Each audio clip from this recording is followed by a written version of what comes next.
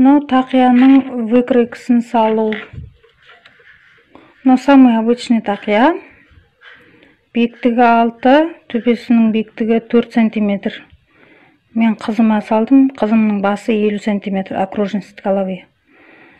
Оның радиусын табу үшін 2πr деген формула баяғы мектепте өткен. Шеңбердің ұзындығын табу формуласынан r-ді табамыз, 50-ді 2π-ға бөліп 8 см. Енді бізге мына үстіне салатын шеңбердің радиусын табу керек. Мына жерін табу керек, мына қырын. Ол үшін міне біздің тақиямыздың биіктігі мынау. Мына тауып алған 8 см мына радиус.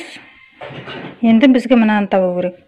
Баяғы мектептегі тағы да Пифагор теоремасымен 9 см деп мына төбесіндегі мына радиусты тауып аламыз. Не?